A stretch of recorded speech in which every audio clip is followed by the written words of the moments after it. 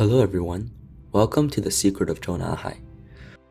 During the Cultural Revolution launched by Mao in 1966, many senior Communist Party officials were accused of historical problems about surrendering to the enemy, such as Liu Shaoqi, Zhou Enlai, Yibo, and such. However, similar problems concerning Mao Zedong, the highest party leader of the Chinese Communist Party, were concealed in the history of CCP. Even if it is mentioned, it is entirely glorified from the front. But when the mist of history is removed, the truth emerges in front of our eyes. Before our program starts, don't forget to like, follow, and subscribe to our channel, so you won't miss out on the new programs. Mao Zedong once told his own story of being arrested and escaping with wisdom, an experience from Red Star Over China, written by the American journalist Edgar Parks Snow. According to the book, while Mao was moving between miners and peasants in Hanyang, Hunan province to organize the army, Mao was caught by some militia groups under the Kuomintang and had to be sent to the militia headquarters to be shot. Mao had a few dollars that he borrowed from others in his hand at that time, so he intended to bribe the escort to release him. When the soldiers saw the money, they agreed to release Mao, but the captain in charge of the escort refused to do so. Mao then decided to escape, and finally found a chance to do so when he was about 200 yards away from the militia headquarters. At that time, Mao broke free from the rope and fled into the fields. Since the Chinese Communist Party did not dare to discuss too much about the story, Mao's statement was widely accepted. However, as the CCP's power expanded that year, some elementary and middle school teachers in the areas where Mao was arrested that year became interested in the history of the CCP and Mao. An elementary school teacher with the surname Jin read Red Star Over China and investigated the circumstances of Mao's arrest in 1927 on the spot. Initially, he couldn't find any clues, but after being introduced by a friend, he learned that there was an old man in his 60s who had worked as a clerk in the regimental headquarters of the Militant League at that time, so he and his friends searched for this old man.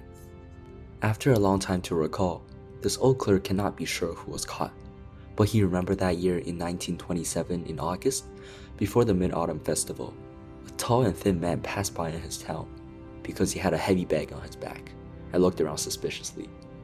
The militia suspected that he was carrying guns, so they caught him, finding that he carried originally more than 100 silver dollars and some clothes and letters.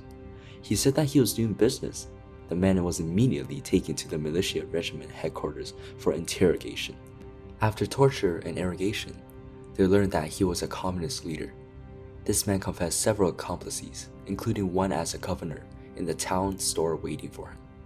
They were arrested together. This old clerk only remembered part of the situation. When teacher Jin asked the old clerk to recall something else he had heard, the old clerk said that he did not know too much, except that the militia headquarters had escorted the arrested man to the border guard headquarters that day. What happened after that, he did not know. Then teacher Jin again asked the old clerk to recall and provide clues, and the old clerk said that the chief of the regiment had passed away. He could ask the son of the chief of the regiment. The son of the regimental chief was also old and sick at that time, and was interested in the arrest of Mao Zedong that year. He was sure that his father had arrested Mao Zedong, but the exact circumstances of the arrest were not clear, except that he had heard that Mao was good at negotiation and willing to cooperate with the government. His father saw that Mao had made some achievements for Kuomintang, and they were from the same hometown, so he helped them to ask for favors and guaranteed him to return to his hometown to teach. But he later escaped to Jingan Mountain. After the CCP army crossed the Yangtze River, the whereabouts of the old clerk was unknown. During the CCP's land reform movement, the son of the chief of the regiment was shot dead. Later, teacher Jin was branded as a rightist by CCP because he and some of his close friends had secretly talked about the results of his investigation many times. This was supposed to be Mao's way of killing and silencing him. Around the time of the establishment of the Chinese Communist Party, a popular propaganda document in China described Mao's talk to the regiment at the time of his arrest in great detail, as if, in addition to bribing the regiment with money, the talk was very persuasive and had the effect of attacking the heart, causing the National Army soldiers to readily agree to release Mao, It is very likely that Mao himself made it up, probably because he felt that there were still loopholes in the talk to Snow, so he made up such a beautiful talk to supplement the propaganda. This at least shows that the inside story of Mao's arrest is not simple. The second time Mao was captured was during the 5th siege of the CCP's Soviet zone by the Kuomintang, when Mao was captured by Fan Songfu, the commander of Kuomintang. Fan Songfu, one of the senior generals of Kuomintang, loved to ride white horses, so he was called General on White Horse, and was the commander of the main troop when the Kuomintang government launched the 5th siege of the communist-held Soviet zone in 1933. On that occasion, the Communist Party was defeated on all fronts and had no choice but to flee long distance. During that time, Fan Songfu's men captured Mao, who initially denied his true identity, but Fan Songfu had his information and photos, so he could not get away with it.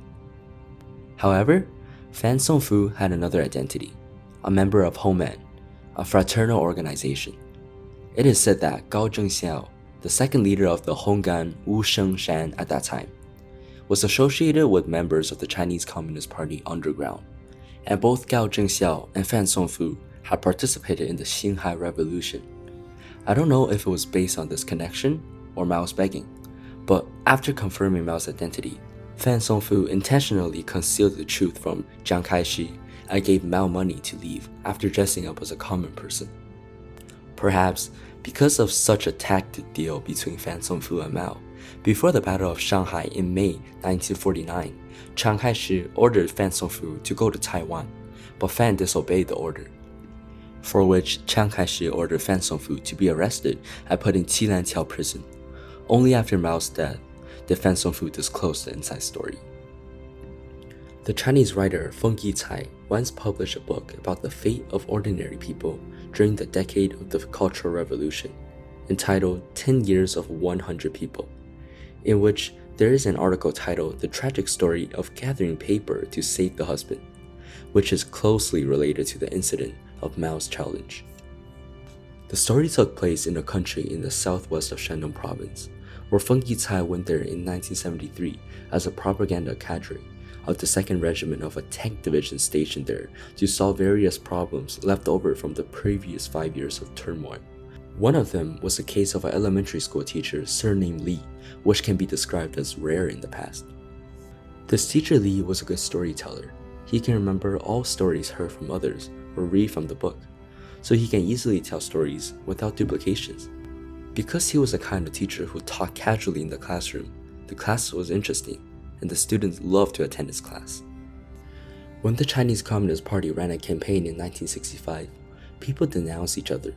A teacher mentioned that once he heard Mr. Li tell that Mao was chased by the White Army in Liuyan back then, and was lying down in a ditch to hide, which was a distinct slander against Mao. How could the great leader be chased by the enemy to lie down and hide in a ditch in the field? This was a deliberate distortion of Mao's great image, so someone immediately went through the students' books, checked the class records, and finally found in one of the students' Chinese textbooks the note when listening to this story, the story of Mao hiding in the ditch and escaping from the enemy's chase. The evidence was clear, and the school reported it to the county party committee as a huge active counter-revolutionary case. Immediately, the county public security bureau came to arrest Mr. Li, but Mr. Li was not convinced. He said the story was not made up, it was from the book, but he could not say which book, so he was sentenced to 8 years in prison. Mr. Li's wife was a woman from the countryside, married to him for more than a year. She was 6 months pregnant when visiting the prison. Mr. Li said that 8 years of life is not short. I will not blame you if you divorce me, but I have to tell you the truth. I did not lie to you. That story is really from the books I read. Then the woman went to county government for justice, but the county leader said, "Go and find the story. If you find it, I will release your husband." The woman went around looking for books. If she can't find a book, she picks up the printed paper from the book. She could not read or write, so when she found the paper, she asked friends and relatives or elementary school students to read it to her to hear if there was a story. Sometimes she picked up a piece of the Cultural Revolution tablet printed at the time and asked people to read it. She never stopped. In the process of looking for the book, the child also grew up. However, one night, 6 months before Mr. Li's sentence, the fire in the stove led to her pile of waste paper in the corner of the house. The house then burst into flames. The woman and the child were burned alive.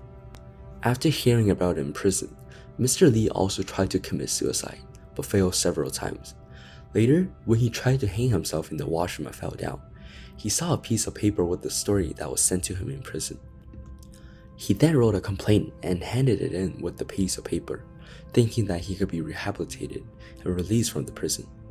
But after a few days, the county said the paper was a mimeograph and had no source of origin, so it could not be used as a basis, and rejected his complaint.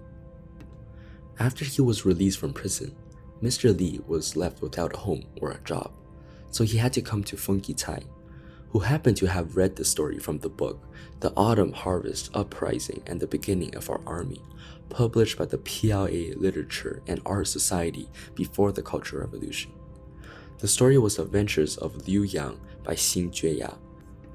At that time, the heads of the county revolutionary committee were stunned to see this book, and only one of them said to himself, "How could Xie write this?" Mr. Li was thus rehabilitated. When he came to thank Funky Cai, he asked him to give him the book that had caused the death of his wife and son and 8 years of imprisonment. Afterwards, Funky Cai heard that Mr. Li burned the book and sprinkled the ashes on his wife's grave. From Funky Cai's documentary story, we see another story of Mao's encounter with danger. Han Yang and Liu Yang are not far apart, and Mao's story of distress and his first arrest may be the same story, or may have happened at different times. But isn't the tragedy of Mr. Li's family the result of the Chinese Communist Party's highly vaunted Mao? Its deliberate cover-up of Mao's unpleasant history and its deception of the people. Our journey ends here today, and if you enjoy our program, please don't forget to like, follow, and subscribe to our channel. Thank you for watching, and we'll see you next time on Zoom in China.